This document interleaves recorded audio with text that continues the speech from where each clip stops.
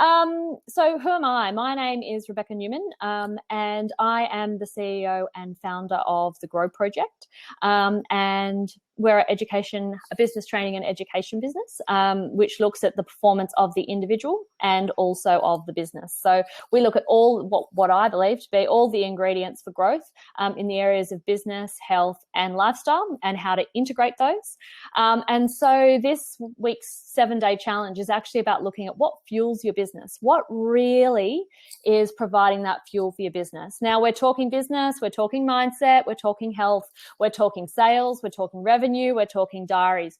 And the idea is to actually just end a week looking at what you're actually doing to fuel yourself. And is that actually something that is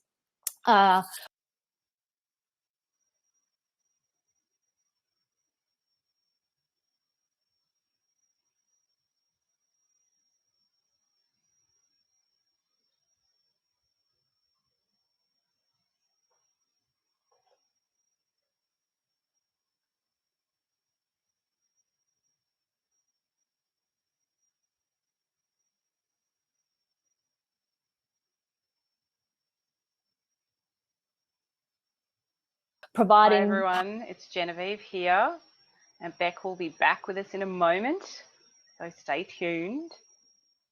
She's obviously had a little disconnect and will reconnect shortly. So in the interim, maybe I'll have a little chat and say hi. I am Genevieve Matthews, creator and founder of The Art of Extraordinary, and really excited about tonight, my first blab experience. And there's a few on here that I'm really looking forward to getting some questions. Oh, here's my first question. How do I know Beck? Well, it's a great story, and it's my favorite way of connecting with people is when someone says, Jen, I've got this person, you really, really need to meet her. And so Beck came along to the launch of The Art of Extraordinary through a friend's referral, this friend, Donna, who said, you've got to meet Beck. She's amazing. You guys will just have so much in common. And sure enough, of course, we've met, we've connected. We have the kid thing, being mums in common, and then we have a very, very deep passion for business and getting better in business, both in our own businesses, but more importantly, helping others in business as well. And so we've really connected on a lot of different levels. She's an amazing lady. So yeah, that's how I got to meet her. And yeah, she's an avid player of The Art of Extraordinary cards. She loves the card collection because it's something that you can do by yourself. I think she loves just doing it in the coffee shop when she's having quiet time, when she's taking time to prepare her thoughts and her mind and really get herself into a great space. So I know she uses them for that quite a bit as well.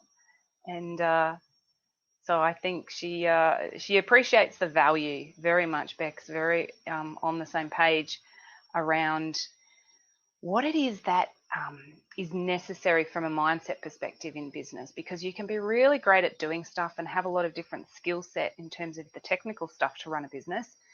However, if that back behind the scenes up here, this area isn't really strong, that's where the wheels can fall off and it can be a struggle.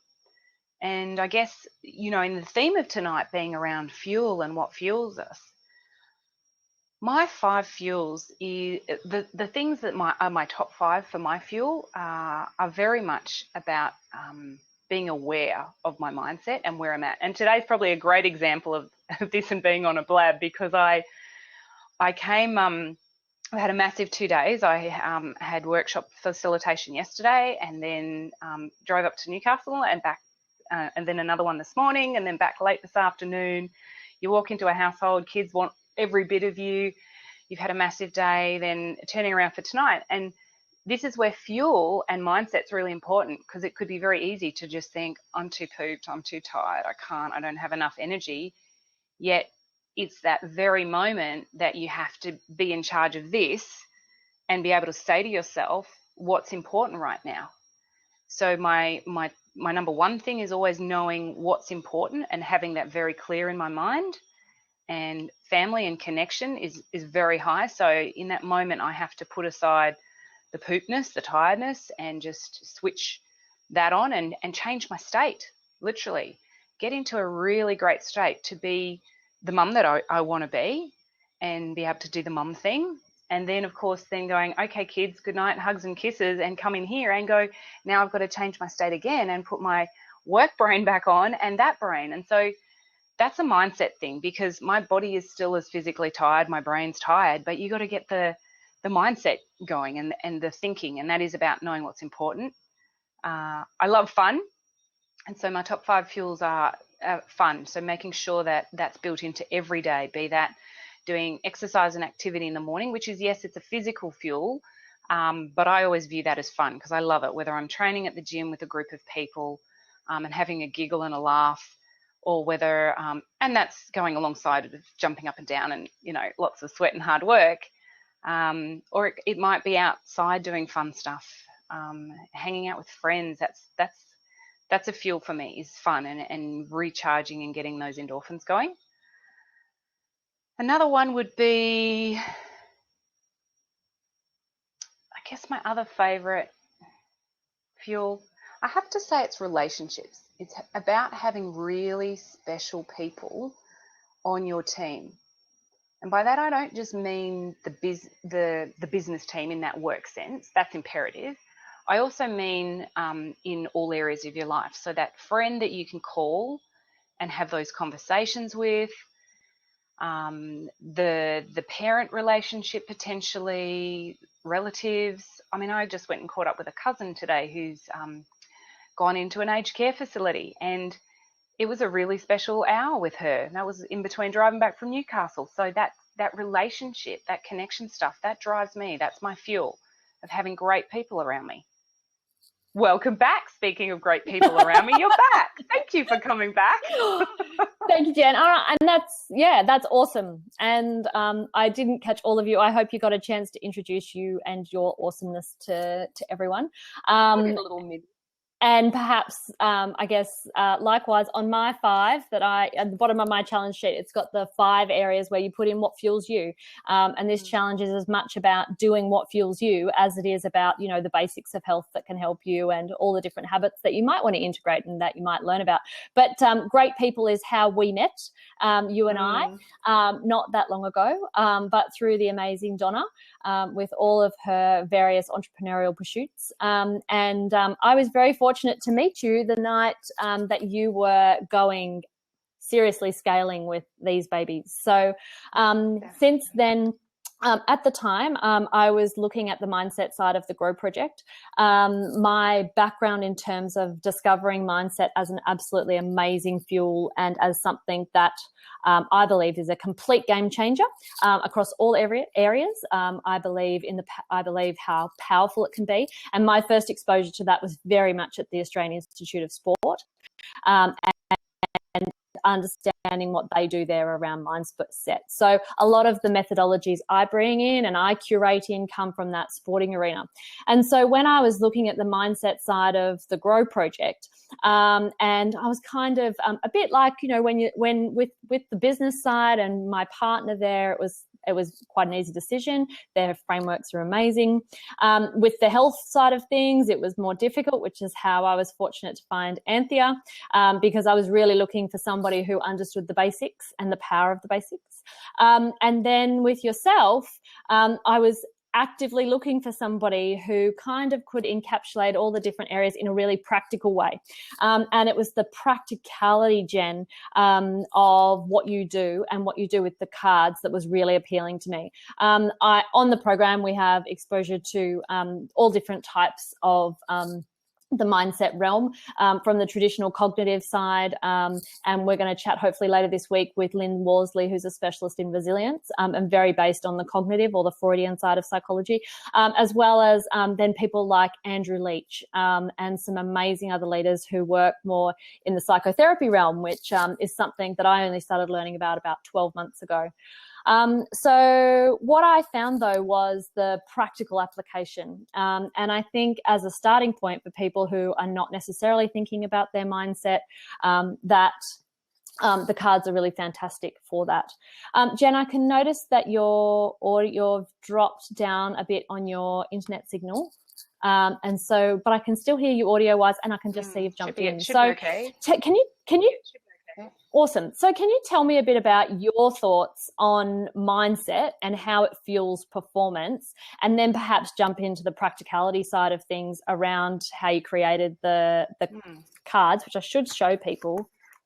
And we can play a game. I'm happy to play any game you wish to play with me. I know that was what you did the very first night, and I know that's what you're a rock star at, is actually showing people how to use these. So I'm happy to do it. And people who've been on my Instagram feed would see these cards with things like this. Oh, I had this one last week. Take 100% responsibility. And I had it with this one as well. My certainty must exceed my doubt. And nurture, support, and build relationships. So anyway, heap of cards in there. So Jen, tell me about mindset specifically in relation to fuel. And then if you could jump into something a bit practical, and that would be wonderful. And please, guys, if you want to jump on, there's 2 open seats there. So jump in. I guess the starting point for me, I'll give you a little bit of background, was about 8 years ago I started mentoring, industry mentoring programs, and I was running them at a very real level of teaching people how to do their sales and marketing and improve their distribution and growth results, profitability in the business. And I kept coming against these roadblocks, I'll describe them as, where what we were teaching them, they weren't actually implementing. Part of the group would, part of the group would be all talk and no action, and part of the group would just drop off the program because they'd get too busy in their day. They just had stuff going on, and it wasn't always stuff that was definable. It was kind of almost like the indefinable. And I got very curious about this level, about their behaviors, but then through study and learning about the topic of mindset, more about the thinking that was required, the thinking that wasn't there when they needed it to be there, to be able to shift into business mode to really grow and develop the business in the way that they wanted, because in conversation they could want it, yes, yet not necessarily be able to do it. And it wasn't a question of the how factor, because it really came down to that level of thinking, which then was about values, about knowing what was important in the business, having clear plans, clear definition around, the mission of the business, all those kind of things. So mindset just became a part of what I had to learn by default almost in order to be a better mentor. And so going down that pathway, I was like, wow, this is super cool. This is really essential. Concurrently having my own journey with postnatal depression and working on myself. So twofold, learning more about mindset to help my personal, very personal journey around getting better and feeling better, and a lot of it environmental challenges or situations, let's call them, but very much my thinking and my ability then to look after, take care of myself, ask for help, all of that stuff that was going on up in here that I had to get better at. So in terms of coming back to the fuel, the mindset for me is always the fuel. That's the very first starting point from my perspective, because it's that mindset that will then fuel my ability to do the physical workout that I might need, or that exercise, to have the mindset to go, I'm going to get out of bed this morning, and I'm going to get out of bed every morning, every day of the week, or 5 days of the week. So it's that mental capacity, if you like, to go, this health and vitality is super important to me. And where you landed with your journey was then in a lot of study, right? And you looked at all different modalities, you went very deep, you've considered all different options. And where you landed, interestingly, and this is one of the things I love the most, where you landed on was on the creation and the summation. All of it. Into of yeah, it's that kind of discovery. Weird. Yeah. But that's the beauty of it. And I think that's one of the when something complex is made simple and very practical and put into the day-to-day, I think that's when it's really useful. And that's when experts really demonstrate what they understand and how they can bring it together. So tell me a bit about the cards. Tell me a bit about, I guess the 3 words I use are smarts, mindset, and fuel. So on any given topic that people need to understand the smarts, the mindset, and the fuel. So tell me about the smarts behind the cards. What is sitting cleverly behind these? And then tell me a bit about how you're teaching people to use them. Firstly, They are a collation of mantras from global leaders. So in all of my journey of learning over, a good 3-year period in particular, I kept listening and I kept hearing these messages that were modeling excellence. And I'm a big believer in, if someone's done something really well, there's no point in me trying to recreate the wheel. Let's learn from them. So every single mantra comes from a particular leader or has been reiterated time and time again that that's what it takes to be very successful. So I consider those the smarts in that sense. The reason they ended up in card format like this is I love playing cards. That's been a family fun thing to do. And I believe when people are in their fun space, when they're actually in a game-like environment, the endorphins can kick in because people think fun. So they're relaxed. They're in a learning space. They're a bit more open. They're not as judgmental around, oh, what does this mean for me? And they get that, cool space. They're just relaxed. And as soon as people see me go like this and fan the cards open, they're like, ooh, it's like tarot cards. Because then immediately I know, they've gone into relax mode. They're like, oh. And then when you say, well, you could choose 3, you can choose 3 cards. They're like, oh, 3, that's so cool. And so it's really about getting people to open up. They're very much conversation starters. And so that's why we play with them. And they're all mindset. So they're not actually telling someone what to do. So coming to your smarts mindset, they're not telling someone what to do. They're in. Yeah, so can you explain how they work? They're showcasing what people can think. And if someone says, embraces that particular thinking principle or mantra, then they will often have the answers within. They will know. Everybody has the resources they need right now. It's within, and it's about dialing that up and being able to engage it and listen to it and trust it. And I think more than ever now that there's so much information out there, there's so much distraction and noise to listen to, that it's very easy to you're just listening to everything else and you forget to listen inside and you forget to be as intuitive as you could, or it's something you stop relying on or start doubting. And my biggest learning, I think, with these was to be more trusting and more intuitive and listen to that instinct that's within. And everyone has that ability. So as a facilitator, when we use this, it's not about giving everybody the answers, but it's allowing them with questioning and the space, that open space, to find the answers themselves, which you've discovered when you play. You have these amazing aha moments, don't you? Yeah,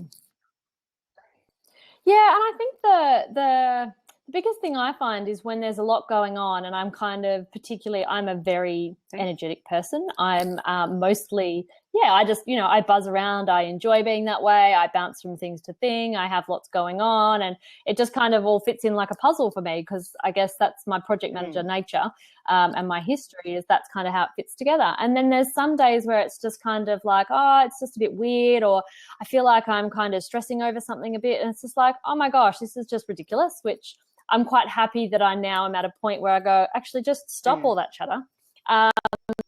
Completely unnecessary. And I'm able to pull out a card and just go, that's what resonates with me. And I think that's the biggest thing I took from playing cards. It's the first time I've played cards. I've had people ask me them before in other sessions, but it's the first time I've had I've played cards and I've had a pack of cards. So do you want to play cards with me? That'd be great. Can we do a live? Okay. Excellent. So basically, describe what's in the box. Do the Apple thing. So tell me, in the box is a pack of 33 cards, and they include all of these amazing mantras, and all beautifully graphic as well, because the human eye and brain learns beautifully when it's engaged with pictures as well as words. So we have that as twofold in there. I love how you undersold the smarts a bit earlier. But anyway, you give your version. And the background of having the cards is just to allow someone to think and trust what comes up for them really quickly. It's always about what comes up first thing. Yeah. And to get better at trusting that. They're great for decision making. They're great for if you're contemplating, stuck in a situation, and you've got that noise going over and over and over and over, it's like about getting clarity on that, getting some focus, really being able to just have a little pathway. And I guess the cruncher, and I did this morning with a team of 20 that I was working with, they're not just about the warm fuzzy of the nice mantra that you read. It's absolutely about the implementation. It's what you then take away and do as a result of thinking about that. That's what's key. And so that's actually something we started talking about this morning a lot, and that is included on the challenge sheet, is about that gap between knowledge and action. So the whole point of the challenge and the check boxes is to actually go, okay, well, I'm smart, you know, I'm a clever person, and I have all these tools in my kit bag, but maybe I'm actually not using them. And how do I get my intuition to work better? And the whole side of the challenge, which I can see there's a couple of people who've just jumped on the call. You can grab, Jess, I'll get you to put the challenge details in the chat box so people can grab the link and go and hit the count me in button, and then we can email them the challenge button and they can be eligible for prizes. But that gap between understanding the concept and having that knowledge and then the actual implementation and the action is a massive thing. And I call it the yo-yo effect. So you're going from concept to implementation and concept to implementation, anyway, you can get the point. But it's really frustrating and it takes a lot of energy. And often what's missing is that piece in the middle of understanding the why and understanding what's right for you and actually making a choice.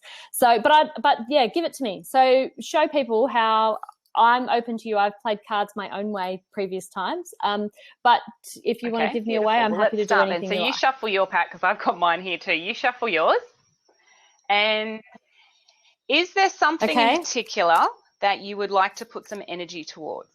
Perhaps it's a decision you need to make, maybe something you've been contemplating, a challenge or an opportunity, something you might want to take to the next level.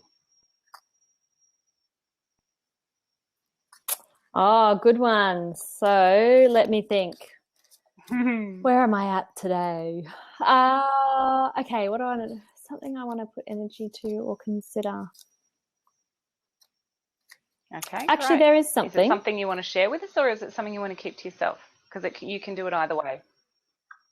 Yeah, it's actually something I'm actually mulling over in my mind a little at the moment. Is actually around mindset, and it's around what is the knowledge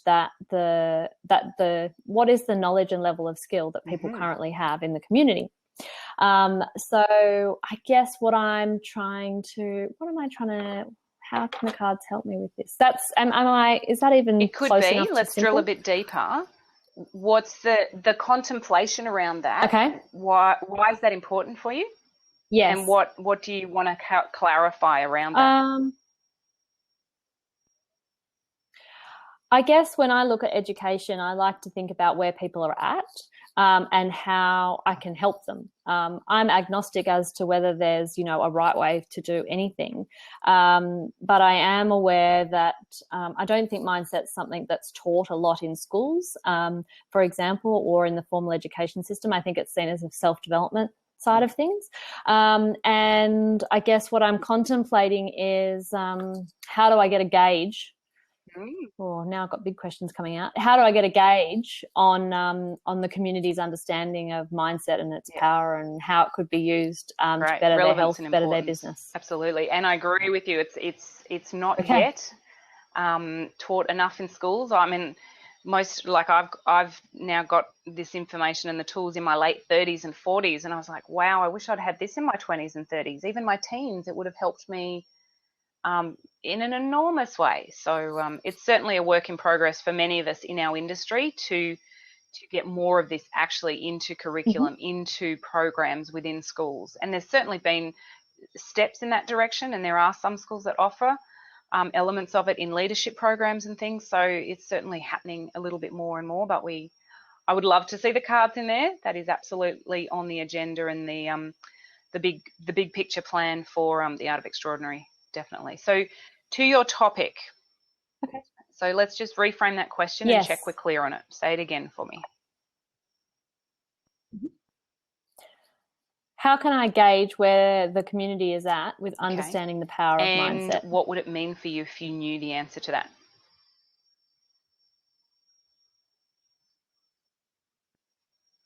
The ability to mindset to me gives clarity and energy. So it would mean to me to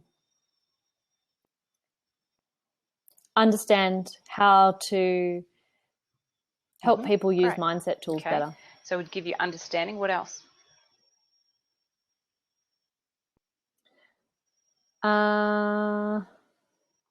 It would give me clarity on where people are at. And that gauge would give me it would mean what for you running the program?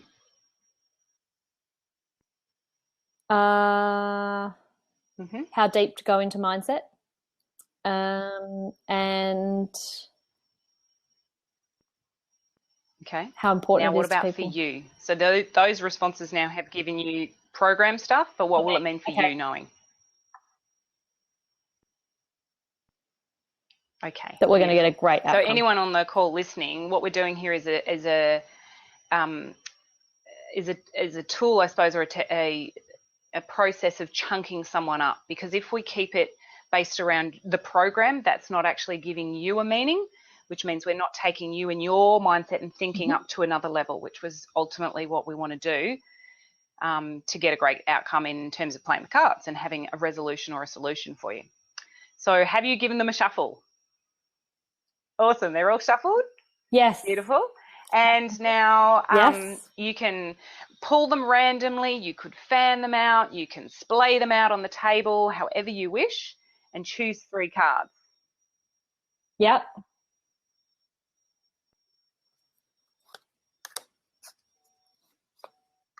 Okay.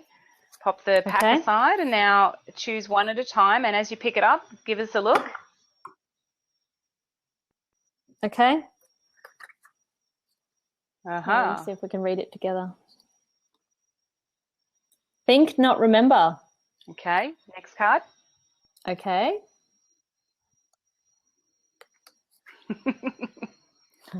Okay. I can, I will, I am. That's the first card I ever drew with you. It's one of my faves. What I focus on is what I get. All right, now look at those 3 all together. Interesting. And notice what comes to mind, what came to mind when you first flipped it and first read it. Yep, okay.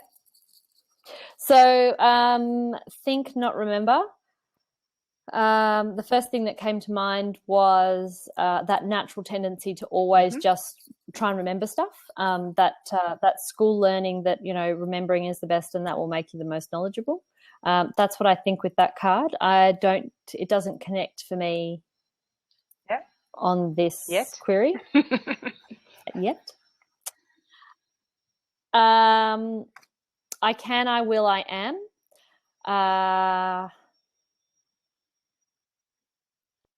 I think for me that's actually about I can have the conversation about mindset. I can talk about all the different options and I will do it because I am doing it and I'm living it. So that's probably, that gives me a lot of confidence in terms of, Great. Yeah, that gives me a lot of confidence. So that energizes me to just sit in what I know and be comfortable with that and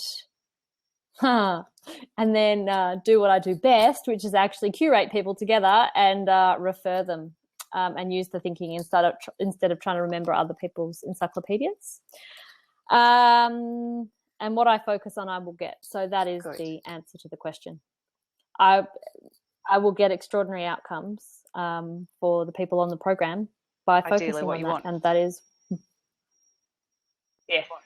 and my rockstar skill performance. Beautiful. So has that been helpful? That's awesome. Beautiful. So in terms of the gauge now and answering that of how you're going to be able to gauge that, you know the relevance of mindset. You know that you have an enormous amount of mindset knowledge yourself because you've been running businesses, you've been, you know, you have that background knowledge. That's your expertise of mindset.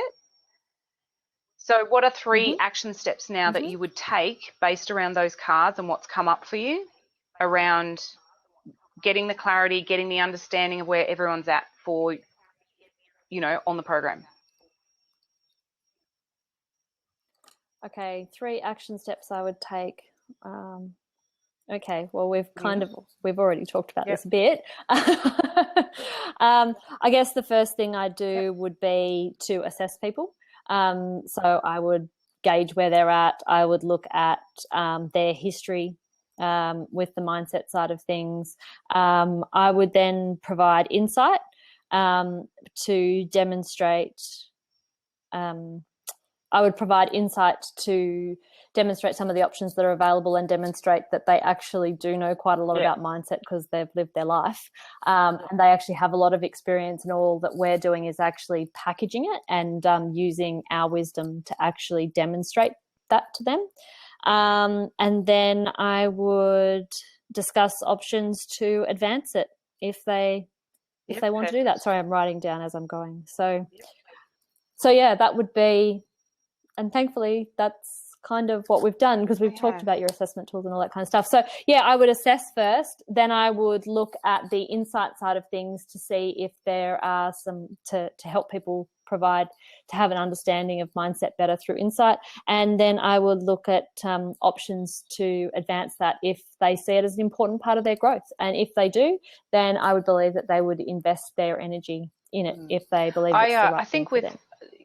Over the period of time and maturity, people do have a concept of the relevance of mindset, yet may not necessarily put language around it or really have any conscious specific knowledge. I mean, I always knew it was important, my thinking, but I didn't actually have the language or the tools and the knowledge and the methodologies and all of the history and all of the experts that have developed all of this stuff for many, many, many, many years, 50s, 60s, 70s, all of this amazing work was done and people have done so much study around it. It continues. There's daily development around neuroscience and the knowledge of our brain, and it is becoming more and more important as more is uncovered of the relevance to that. And you know, if you come back to your experience in sport and with athletes, that is absolutely so relevant to understanding mindset, because one of the best ways we can get better at what we do is model excellence. I mentioned that earlier. And so modeling excellence, if you're going to look at athletes, the elite and the peak performers in their sports, we look at what their thinking is, we look at what they do, but we don't necessarily want to go and throw a javelin or know how to play tennis at that level. Yet I would certainly sit and watch Federer, and I look at Djokovic. And recently there was a really great interview at the end of the Australian Open. It was Fed and Djokovic going head to head, a massive game, really huge. They are both technically phenomenal players. And literally in those third, fourth, fifth sets, you could see their mental game. You could actually watch them mentally win and lose the points as they came and went across the net. It was really phenomenal. And at the end of it, Djokovic got it. He won it. And the interviewer said to him afterwards, listen, mate, you know, that was huge. That was the biggest game. And it wasn't the final at that point. And said to him, what was it that got you over the line? And Djokovic stood there in his beautiful, gorgeous accent and said, in the end, my convictions were stronger than my doubts. And one of my favorite cards in the pack is my certainty must exceed my doubt. And so, you know, we can model excellence from elite athletes. We can model that. We don't necessarily have to go and be the elite athlete, but if we copy that thinking, if I then go in my day-to-day around and say, my certainty must exceed my doubt, it helps me how I parent. It helps me send emails when I need to write some big emails. It helps me stand up and present. It's just a way of thinking that then becomes me, that I'm always more certain than I am doubtful around everything, anything.